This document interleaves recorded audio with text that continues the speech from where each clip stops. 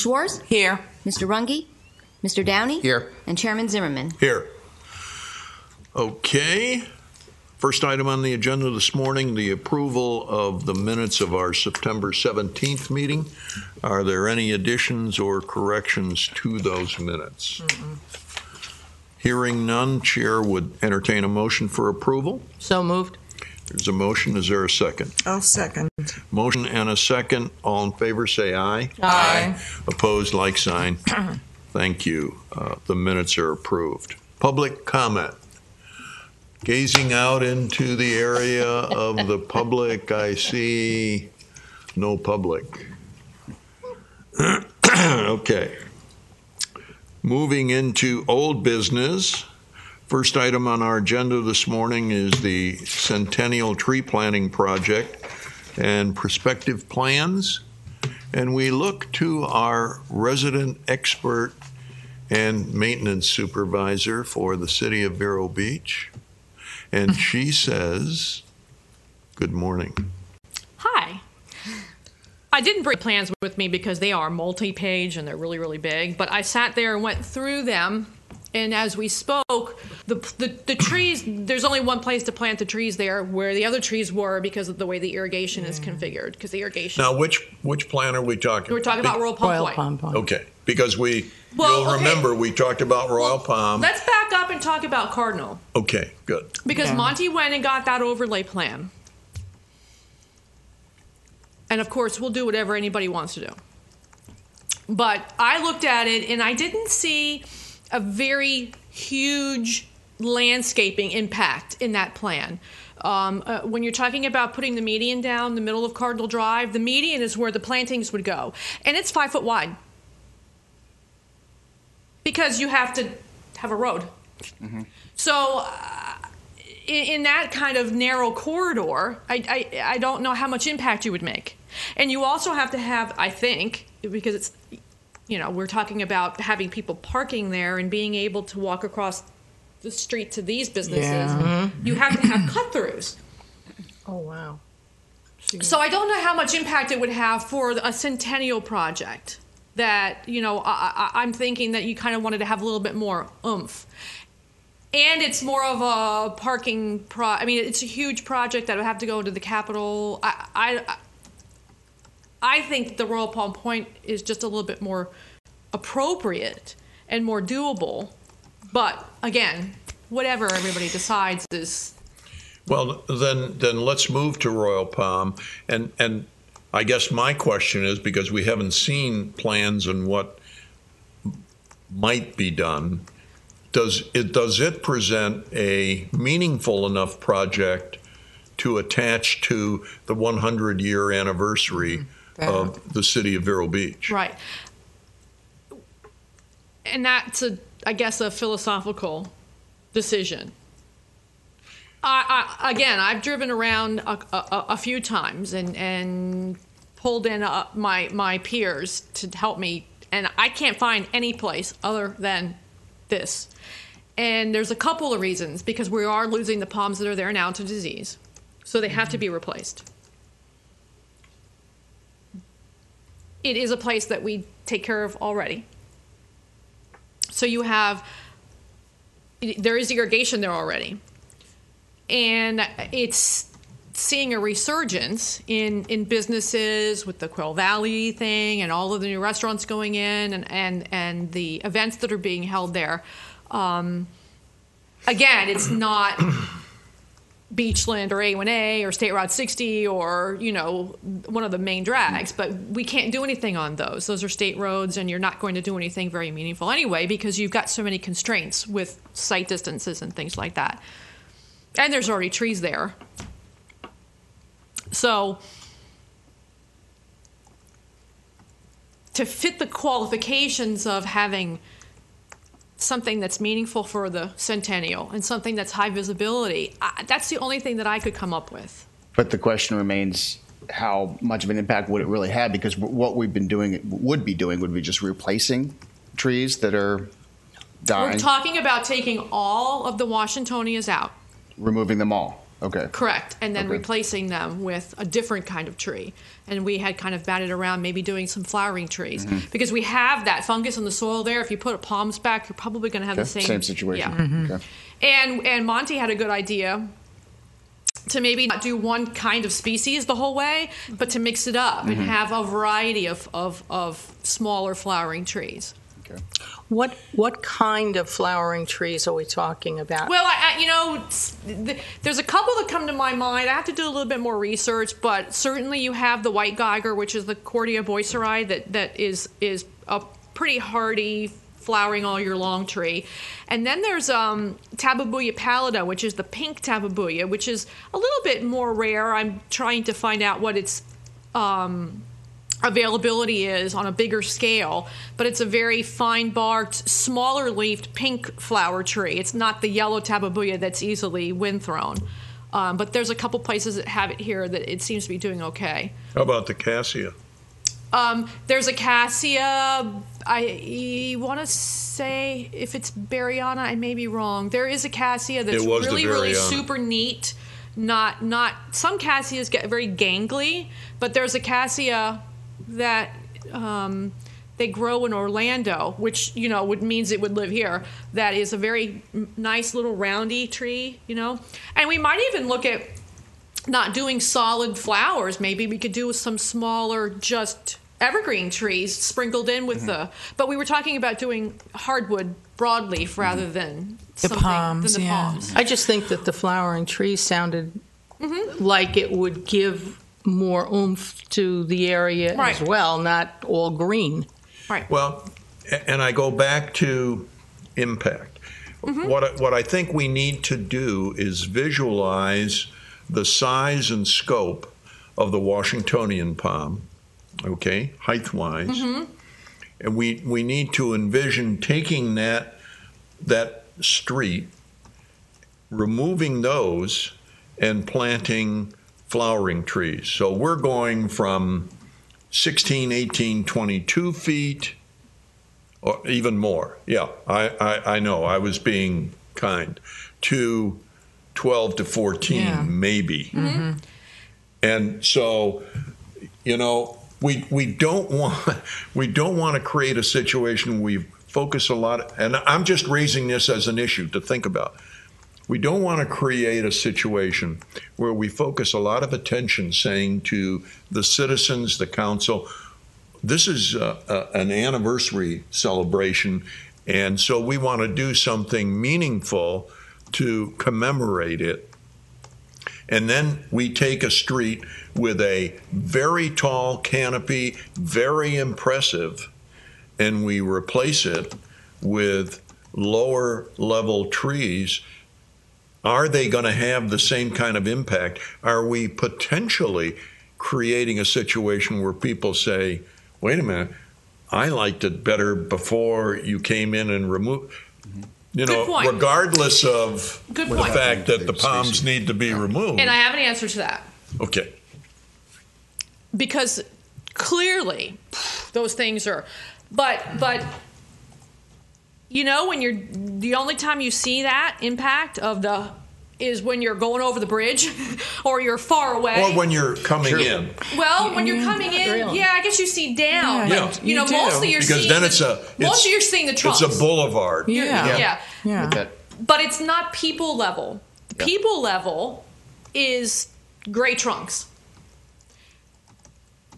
They usually, instead of, I've never had anybody tell me, oh, wow, I really love these Washingtonias. They look so good. It's mostly, you need to trim these. They're making a mess everywhere.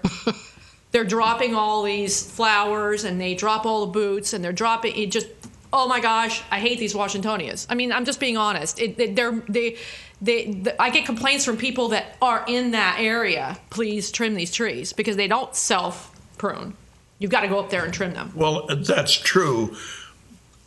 And, that's what they're being very selfish, in my mind, on their relations and their comments. Gotcha. Because what they're doing, oh, gee, this interferes with where people park and stuff drop. And I understand that, but we're talking about trying to improve the aesthetic. Right.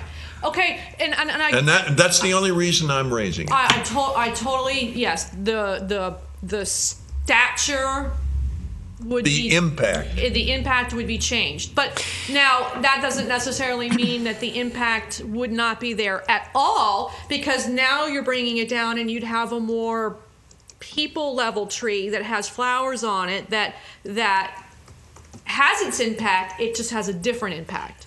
I guess... So, that's definitely something worth discussing. But let me just post this. Okay. If you don't do that, and we look at the Cardinal Drive thing, to me, and I'm probably going to get fussed at, but I don't see that that's going to be that much of an impact, because in a 5 foot wide, I don't know what the heck I don't think any of us had any true idea of how big the median would be. Right. Well, planting. we measured it out, because you have to have lanes. So you're going to take away the parking that's already there on the angle. Oh, You're going to have... You have to have a certain width for the road, and then you've got to have the median, and then the people are going to be parking here, so you have to have that certain width, and then they're going to be backing up. So are they doing? Is the plan to do away with angle parking? You'd have to get rid of the angle parking that's existing on either side, because that becomes travel lane. Yeah. Yeah, but then the parking is only going to be in the middle. So the parking would be plan. reduced, and we're already having a parking Well, issue. that was my reaction. It's not going to be too, reduced. Okay. Remember, when you're over here, the way that it is, you've got driveway inlets, Okay. and those aren't parking spaces. When you bring it into the middle, you don't have those driveway inlets. So you gain about 15 or 20, and I'm just pulling a number out of my head. You gain some. So you're doing the angle part. You're center. Removing angle and going to stationary? No, the center would have angle parking. Okay, that was my question. On both sides. All right. So you're just getting rid of the angle parking. As it interferes with the street The driveway. entrances and the driveways. Right, Yeah. right. Okay. So, because you're not making the road wider, where the curbs are going to stay, the median becomes about 5 foot wide. But wouldn't that then, with cars parked on either side of that median? No, the cars are... Oh, I see what you're saying. With cars parked on either side of that median, then essentially somebody driving in or out is going to see cars before they see anything else. So if Unless we're talking... you have trees, Well, if we're talking about impact, I just don't see that impact at all. And we talked about having a highly traveled road. Well, I don't know that Cardinal is that highly traveled. There's a lot of There's a lot of traffic and there's there. a lot of beach There people. actually is. My 2 thoughts on it is, what would you do for the impact? What are you going to do in the median when they change to that? I mean, is it just going to be the level median park the cars? So there is... What do you mean? Well, I mean, what is going to be, the cars are going to be angled now in the median section. What do you do to finish that off? There's a 5 foot section in the center that is plantable. Right. So But it's not really, because cars pull up into that area. I meant height-wise, yeah. And again, this is not something that necessarily is going to happen. This was an overlay plan. There's nothing in the budget for this. In other words, it's There's no plan for it. conceptual. Right. It was conceptual. May I Okay, ask, so- how wide is the median on A1A where they added the median there a few years ago? That's- Right along in front of Riamar. Mm-hmm. Do you know? Maybe 7-ish. Okay, so it's not wider super big. than I what we think discussed. it's wider than 5 feet. Yeah, and they had limitations on, again, because of the state highway, on what and they could plant, the type that's- material, I the can't tell height, you how difficult that is to maintain. I imagine. Yeah. I imagine it is. You can't close the road down. There's only one lane on either side, and my, I just, every time my guys go out there, I keep my fingers crossed, because it's just, you're right. You're right there by the traffic. All right. Well, let's go back to Royal Palm. Yeah, 'cause then. I have a question. And I guess thinking about that and what we've discussed kind of creates in my mind a definite need for a professionally developed landscape plan to address that area with the caveats that we've discussed taken into account as part of the marching orders, if we can get city council to agree to that. My point being, we need professional advice, in my mind, and I'm not casting aspersions on anyone's suggestions. I'm just saying we need to be able to, or the council does, to sit down with an architect, a landscape architect, and say, look, we know we've got to take these Washingtonians out. This is an important street, and it's becoming more important because of what's happening with the development on the street. And we're talking about making this the banner landscape celebration for the 100th anniversary of Vero Beach. So we've got to make this so it's something that pops, in my mind. Otherwise, I think all we're doing is going in and replacing the trees. Excuse me, they're not trees, they're palms.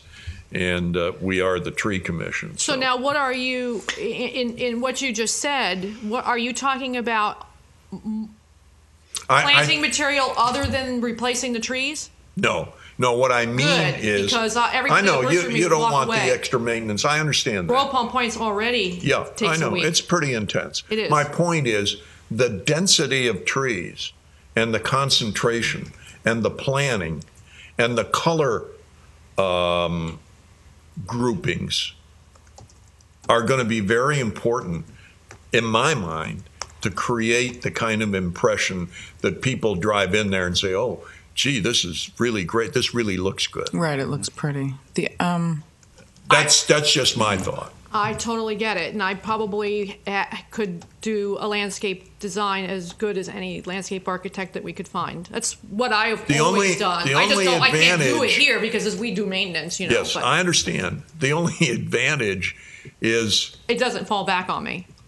that's my whole point. But we have to spend money on a landscape architect unless we can get somebody it's the 100th anniversary. Right. Sure. And But your funds are limited as well. I mean, we're talking about 100 trees here. but we're talking about Wow. using up a fair amount of money.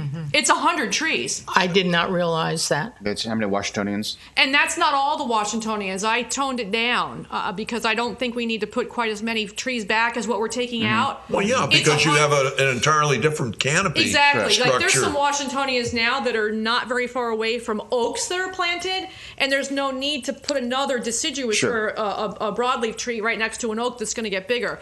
So, I mean, in total, there's 152 Washingtonias that were planted in that area when that area was developed. So, Some of them are gone now. well, no, I'm talking about because we're going to put those back. The ones that are gone, they were in the straightaways. But we're not planting palms. No, I'm saying. Now we're going in and we're planting. Right, but the distance apart for those Washingtonias, you would be able to get these smaller flowering trees. Oh, You could okay. keep them in the same thing. All right, see, I haven't gone out and looked at it. I just eliminated them from the ends, and I eliminated them from the parking lot pass-throughs because we don't need to have any plants there. Trees there. We've got shrubbery that's really tall. So if you take all that out, you come away with 100. And that's a lot. Well, and plus you have think that'd be the beautiful. cost. You have the cost of removing You surely do. those. You're probably going to because spend. they're not cheap because you've got to crane many of those out of there because of their size. Oh, we'd cut them down. You're just going to cut them. They would cut them down. You don't think any of them are salvageable for You wouldn't use spend elsewhere? the money to salvage a Washingtonia. You can buy them for a couple $100. All right.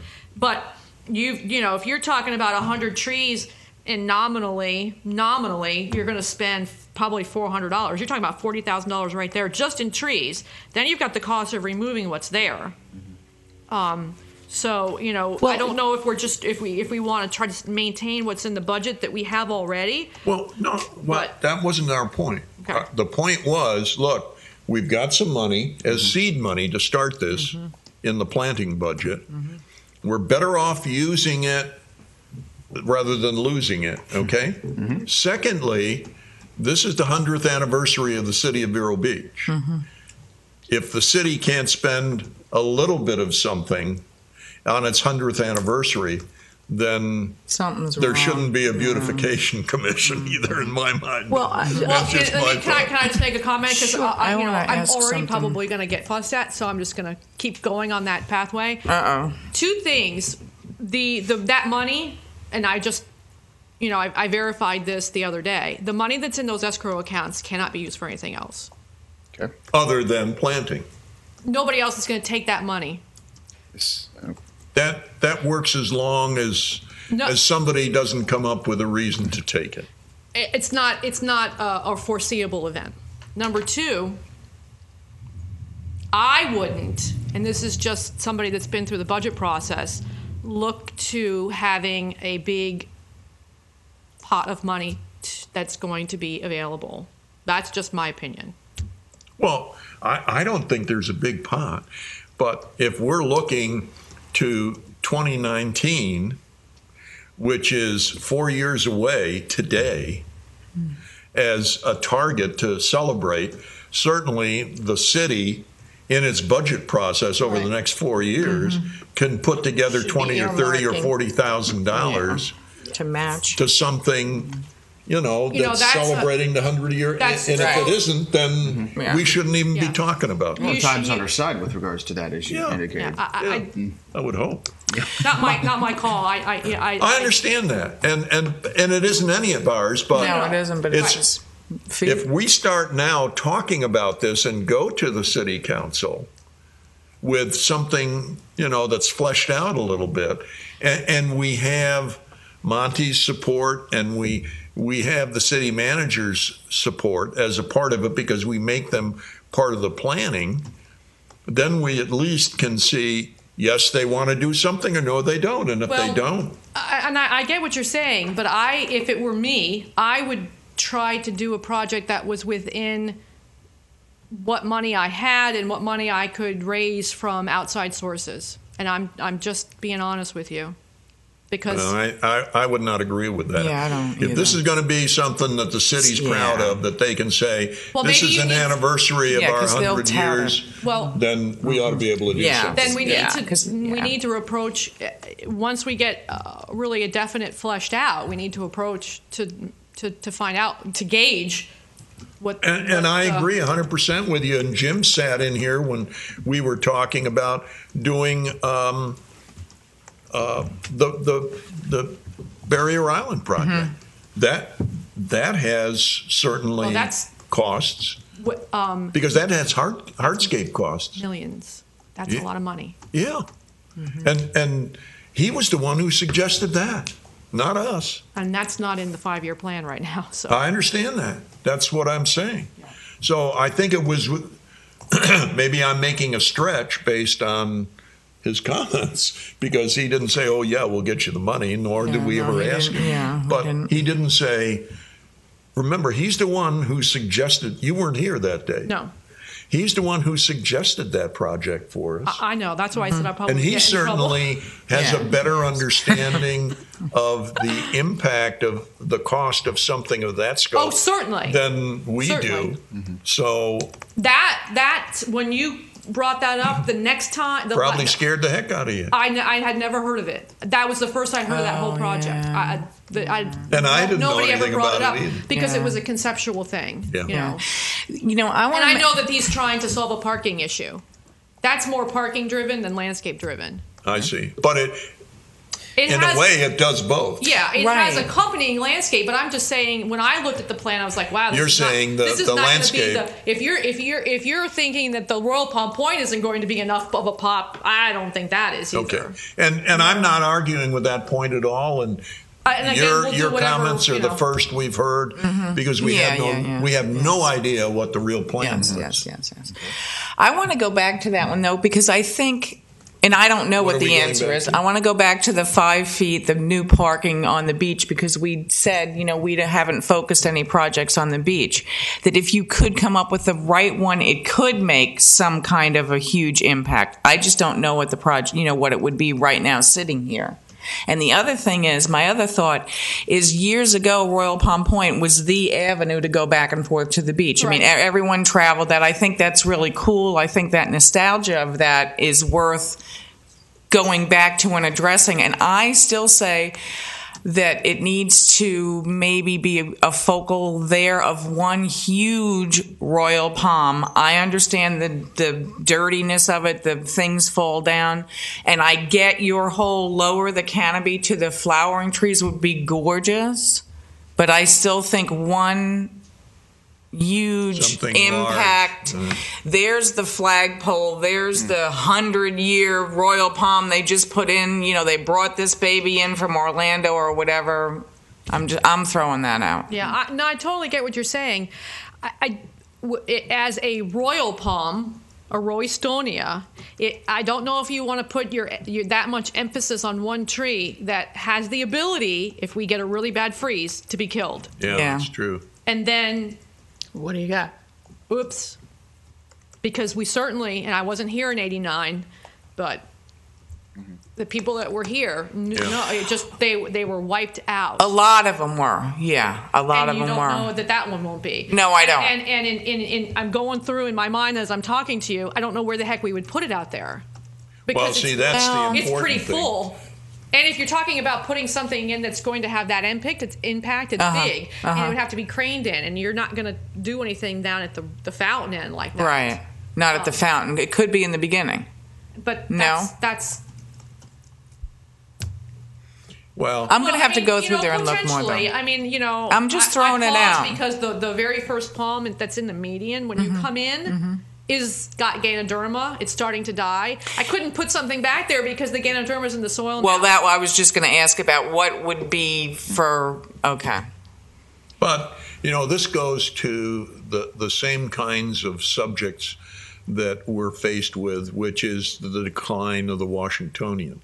Because when the Washingtonians were planted and the decision was made to plant those, there was no problem with Washingtonians. Right. No, this The disease reason is they new. were put in This was disease because is new. Oh, they were so hardy. Nothing exactly bothered my them. point. Right. So, you can only operate on the best information you have Sure. at the time. Right. But totally, and in that vein, if you know you have this fungus, you're certainly not going to put something back that's Exactly. susceptible as well. Exactly.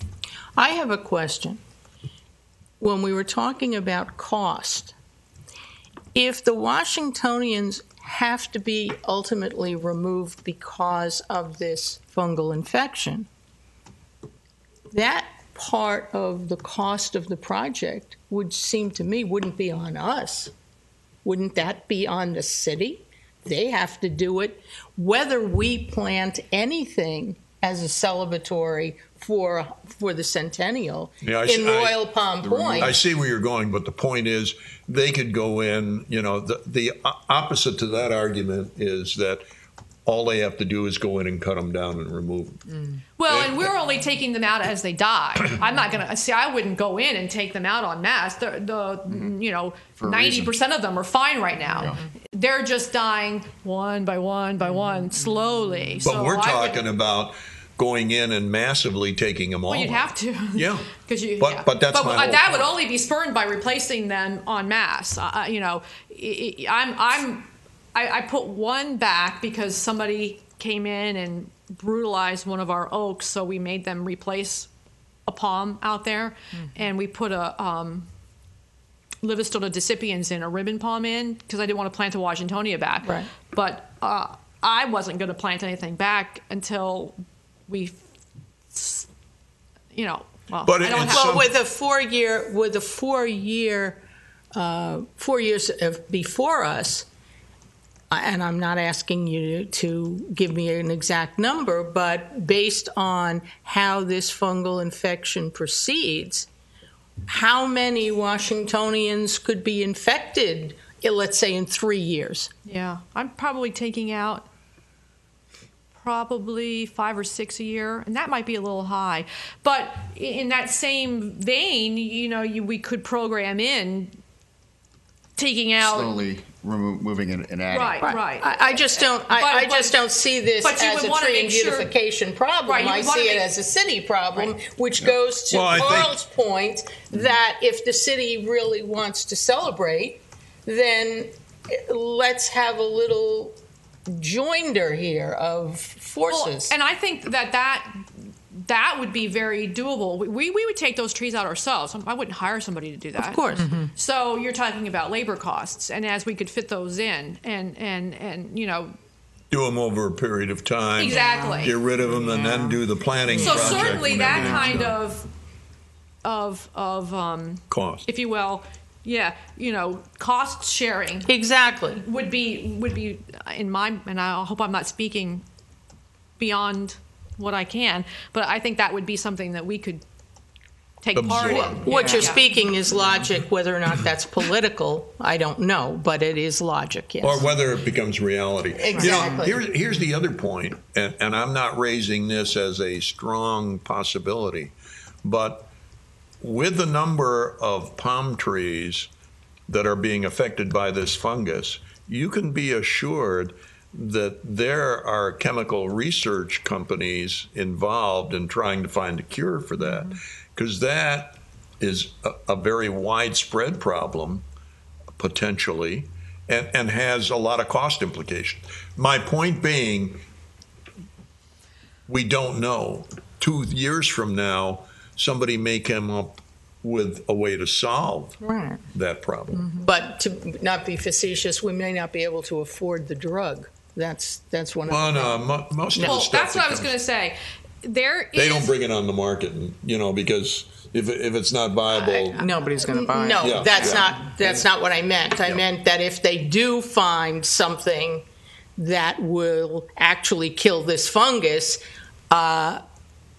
they're going to maximize their profit by charging a lot of money for whatever the quote unquote medication might be.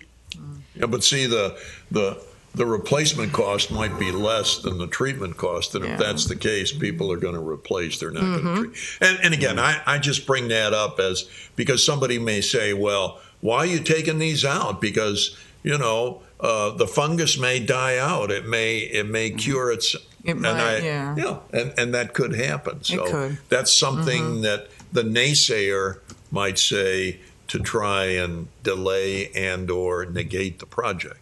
So I'm not saying that that's something we would look forward to happening because it probably isn't. It doesn't have a high probability, but it's a potential. And with this particular fungus, there is what you do.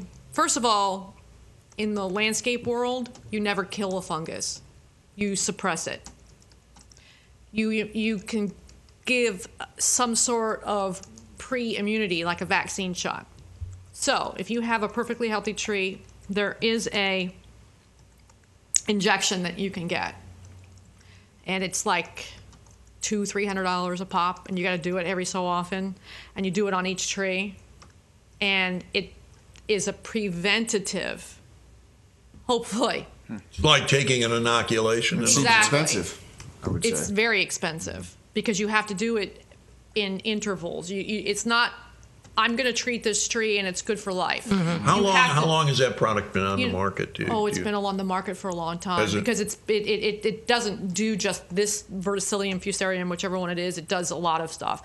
It's the same kind of idea that people use on their coconut palms to prevent lethal yellowing. You know, but once the fungus is in there, you're done, and you don't see the symptoms of this fungus until it expresses itself in the fronds starting to fall. And that's beyond. The Oh, point of it's so recovery. late. It's not even funny. Yeah. But, you know, the fungus, it goes in there and it clogs up all the vascular bundles. It's like having hardening of the arteries and nothing moves anymore. And that's when you start to see it express itself in the fronds. Way, way, way too late. So you're only doing a preventative. Typically, when it gets into the landscape like it is out there, not only does it go from palm to palm if you're trimming, and that's why every time we trim, you got to clean this off in between each tree. It's spores. Oh, God. Oh, jeez. Fungus spores. Yeah, that's right. So a healthy tree may be able to fend off that attack of the invader, but anything that's a slightly bit stressed, whether it's because of cold or whether it's because of too much rain or too dry or whatever, that fungus is going to say, hey, I got a host and I'm going to go in there. So the fungus in the landscape is one of the most difficult things to fight. Yeah, and you're and- never going to kill it. And one of the comments I've heard, and be interested in your reaction to it, is that overly pruning of palm fronds from cocos and others opens an avenue for fungus to enter, because you're cutting a live functioning area that can allow the fungus to be absorbed. Have you had anybody tell you that story? Because that somebody told me that one.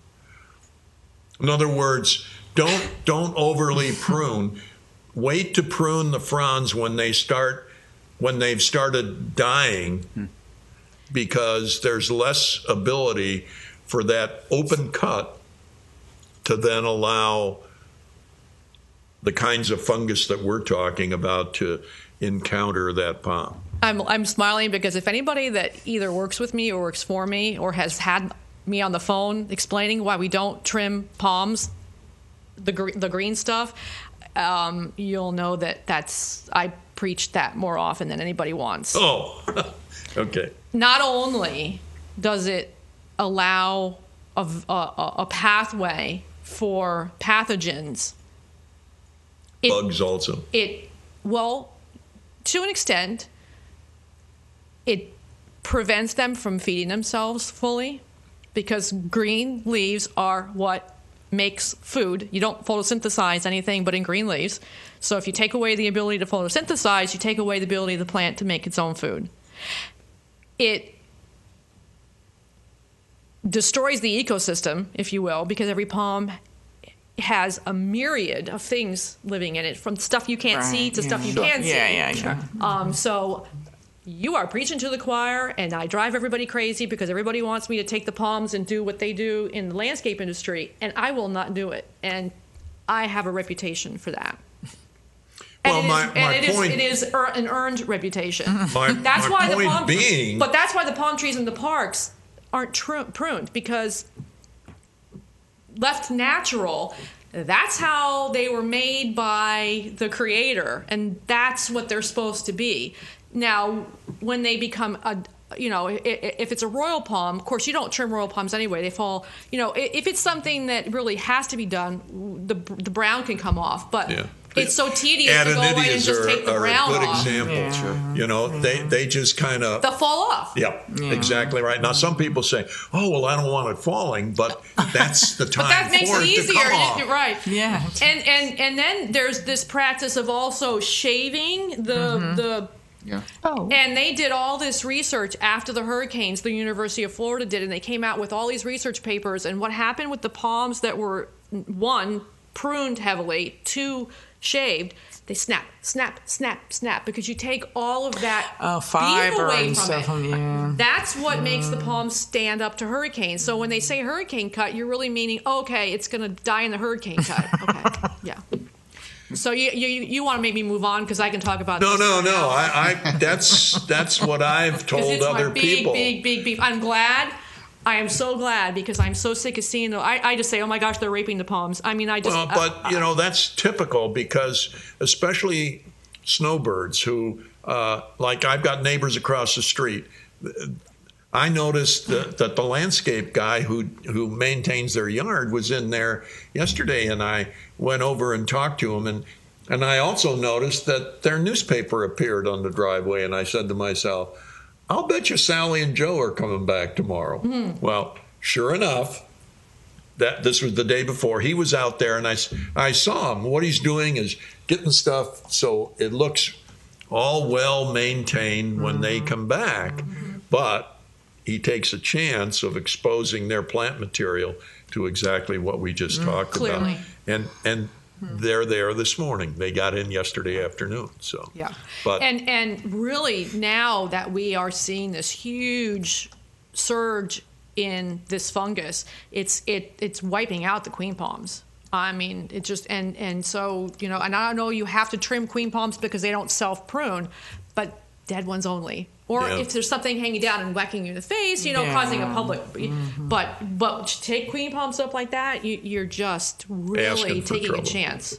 Yeah. And I had coconuts when I landscaped my house. Right. I was in the business, so I could Right. afford to buy coconuts. Right. And I put coconuts in, and we lost them in the cold. And I said, okay, no more coconuts. So Yeah. Because, I there's- put in queens, Yeah. and my queens are doing pretty well. Yeah. But they I'm are getting, concerned, just as you are, Yeah, about. I've lost a couple over on Veterans Island to this disease. Oh, really? 3 now. Yeah, see, It's that, out. It's out there. That concerns me. But I'm not going to spend $275 a tree to treat them either. But again, if they're in a healthy state and not stressed by over pruning, over watering, super drought, they can withstand it. Stress.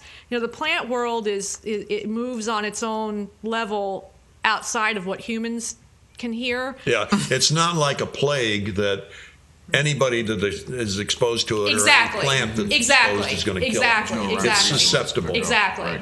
Yeah. But it's just like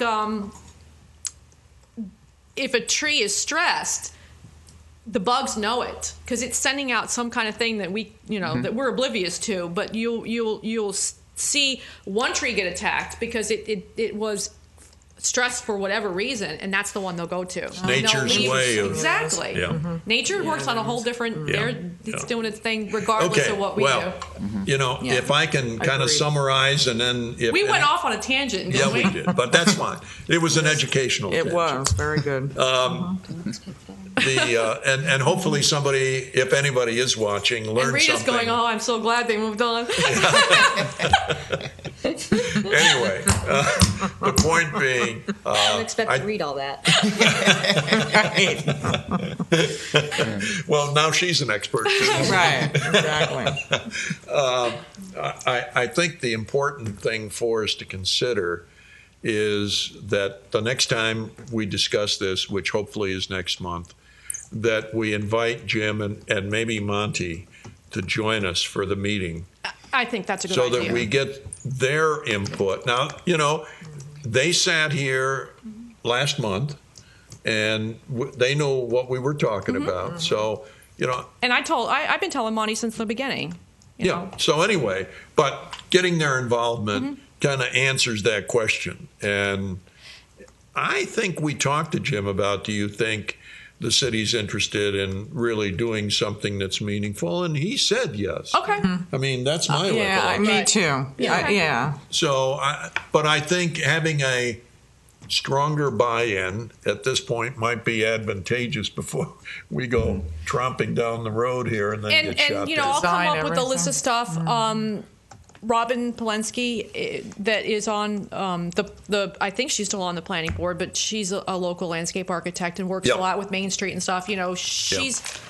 I might just sit down and talk with her and. Get some ideas. Yeah, that'd be great.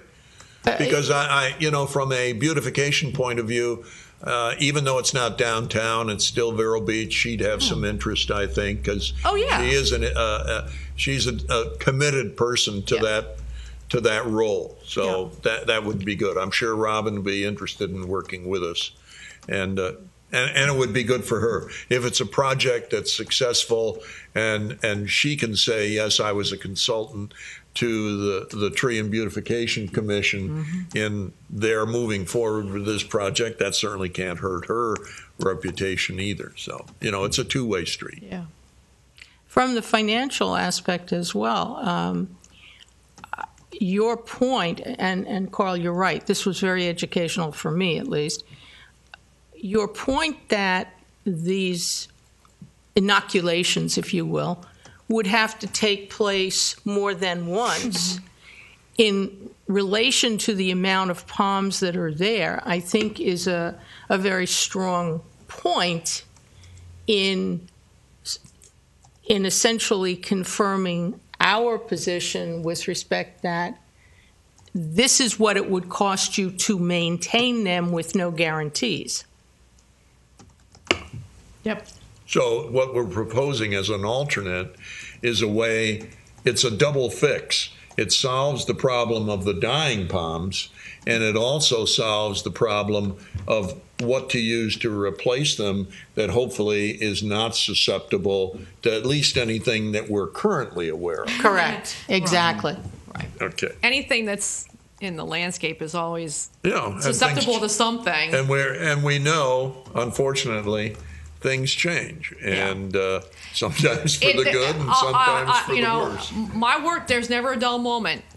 There's always something new coming up, and it's that was the fun part of having a garden center. Somebody would come in with some new problem you've never seen before, and you wonder where the heck did all this come from. And then you just have to research. Yep. Excuse me. Okay. Anything else on the planning project? And do you agree we should invite I think that'd be a great the two idea. gentlemen to join Absolutely. us for the next meeting, and hopefully their schedule would allow that. Okay. Anything else to add to that point? Okay. Let's move on. The next item, the tree protection ordinance and mitigation fines. I have a note here from Gail saying that unfortunately they're working on other projects and they haven't been doing anything on updating or finalizing that particular ordinance on tree protection. So it's still a work in progress, and they're working on other things. Is there anything else in the area of old business that should be considered? Okay, I know of nothing. Does anyone have new business items to be considered today? No. Okay. Treasurer's report, Gail's memo also states that there have been no changes in the dollar amount, so we have an update on that. Chairman's matters, I really have no matters, I guess, other than the fact that as the season starts, more people will be back. They'll be addressing changes to their yards and maybe addressing what they consider problems. And probably the biggest problem is creating other problems. So kind of keep your eyes open for people taking down trees, whether they really have a right to do so, and the kind of pruning that's going on, because that tends to get intense as people come back. Oh my gosh, look how that's grown. We need to get rid of that. It is true. So just a heads up. That would be the chairman's matter item. Members' matters? When you were speaking before about the proper way of pruning, I'm thinking that next year, just before the precursor of hurricane season, perhaps we should think about, as a Tree and Beautification Commission, coming out with something with the city's approval to tell people how to prune, because that's where I see the devastation, if you will. They get so fired up about hurricane season that they just carve up everything in their path, and then they wonder later on why they have a problem. So maybe that would be something as a public service we can participate in. And there's tons of stuff. And the city may or may not want to do that. And the reason for that is that part of the reason that people like to trim stuff up is it reduces the wind catching capability of the plants. So you have a higher, let me rephrase that, you have a lower probability of that palm and or tree from catching enough wind during either hurricane or pre-hurricane winds to blow over on a house, on a car. So, you have to be careful about what, and I'm just saying this, I just kind of, from a loss prevention and a liability point of view, whether the city probably would refer people to the standards as they've been approved by the industry. Right, I was going to say, University of Florida has a lot of but some of the industry standards are pruning to a higher level of cutback than what you were talking about. Yeah. Well, I'm not necessarily suggesting that we tell them not to do it. What I am suggesting is that we advocate as a Tree and Beautification Commission how to do it properly. Proper pruning. That's not to say you shouldn't prune back in hurricane season. It's simply that this is the proper way to do it. And referring them to the standards is fine, but what percentage are going to sit down and read the standards? Well, now, I don't know, when you're referring to standards, are you talking about the ANSI standards? Okay, yeah, nobody's going to sit and read that. There are publications that are geared towards homeowners that the University of Florida puts out that tell you how to either prune yourself correctly or how to tell the person that you're hiring to prune correctly. And there's methodologies that you can reduce a canopy and its ability to catch the wind by thinning. You don't do it by hat racking, you do it by thinning. And the wind goes through it. I mean, I'm from Miami. We had hurricanes all the time. We know how to prune properly to prepare for hurricanes. Mm-hmm. It's not whacking it back. It's, we used to always say, because I volunteered at Fairchild Tropical Gardens for 5 years, and of course, because they have collections that are many years old, mm-hmm. and horticulturists from all over the world mm-hmm. come there to study. They always said, when you have a tree pruned, the guy comes in and your tree has been pruned, and you come back at the end of the day and you look at your tree, you really can't tell. Yeah, that's right. Yeah. That's a good pruning job. Yeah. Not, right. And I don't know if that is what people expect. Okay, I got my money's worth. Yeah. But you didn't, because what grows back, if you cut a limb off internodally, not back to where it's joined, all you get is all this weak growth that, you know what, is going to snap off like that. That's why trees fail, because they were improperly pruned year after year after year. Mm-hmm. If you, from a young age, pruned to shape correctly, of course you would buy a standard, a number 1 to start out with. But and then as it's small and growing, make sure that all of the crossing branches and all of the branches that grow wonky are off, and maintain a good pruning program. That tree is as good as it's going to get. That doesn't ensure that it's not going to go down, because you can have a tornado come through and it'll take everything down. Yeah, true. But there are methods that have been known forever and ever how to do it right. And I think it's worthwhile to just, in fact, on our webpage, I wanted to do stuff like that and just say, here's the IFAS publication on how to prune palms correctly and how to prune trees correctly, because we have experts here that have been doing it for many, many years in the University of Florida that present the stuff in a way that's very easy to understand. And I think that's the easiest way to do it. Maybe to make sure that we have those websites and those, what term do I want? Links, maybe? Yeah, the links on the website, and then try to do some kind of a news release to get the newspaper to print something. Here is some expert advice from the University of Florida, from the forestry school, relating to the proper pruning that you ought to be aware of, so that you can make sure that the person you hire is doing the work to your best advantage, no matter what it costs you. Right. Because if it's done incorrectly, it's not going to be good long term. Right. I mean, when you have, especially on the barrier island, these oaks that are 100 years old or more in your yard, you're kind of their steward. It's it's to the tree's best interest, not necessarily your best. If you're but it's your best interest, because if you have a beautiful oak certainly that property is worth more. Oh, right. You know, if the oak, if somebody comes in and hat racks that oak, I don't think the property is worth as much. That's just my opinion. I would look at it and say, ooh, you know, I want a grand oak, but Yeah, know. but you know, that's part of our problem.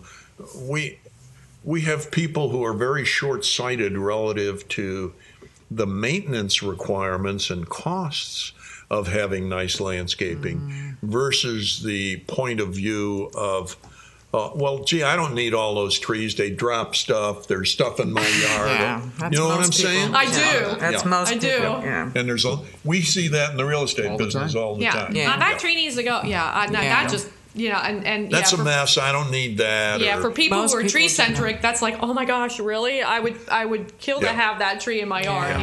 Yeah. But anyway, Everybody's got a different point of view. Yep. But it's a matter of education. Yeah. So, And we I need even to- heard somebody told me that the and I think it's the woman that's doing the fertilizer ordinance education had come out with something about palm pruning and how to do it properly and stuff. Oh, So- the county, you mean? Yeah, in the county. Good. Yeah. Good. Yeah. Okay. Anything else under members' matters? Okay, we'll kind of file away in the back of our mind that prior to, you know, next year's hurricane season, we think about trying to get some information and maybe an education campaign. Good.